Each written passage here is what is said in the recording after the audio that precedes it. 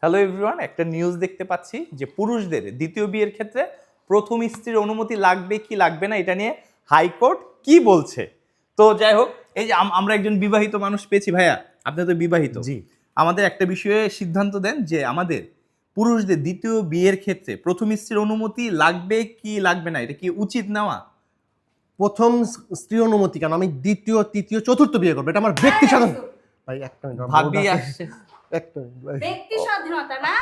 আমাদের ভাবি চলে আসছে। দেখি ভাইয়া মনে হয় এখনই আবার ক্যামেরার সামনে চলে আসবে। একটা মিনিট ভাইয়া, এই যে আমাদের ভাইয়া ভাবির সাথে কথা বলে আসলো। ভাইয়া, আপনি যা বলছিলেন ক্যামেরার সামনে আরেকবার একটু বলেন। ভাই আমার বই আমার রায়কোট, দ্বিতীয় বউ তৃতীয় বউ এসবে আমার করার দরকার নেই। আমি জীবনে কোনো মেয়ের দিকেই তাকাবো না ভাই, বিয়ে তো দূরের কথা ভাই। কথা পরিবর্তন হয়ে গেল দেখতে পেলাম। এই হইছে হইছে মানে তুই বাসায় আয়। ভাই, দোয়া করেন ভাই, বাসায় যাই।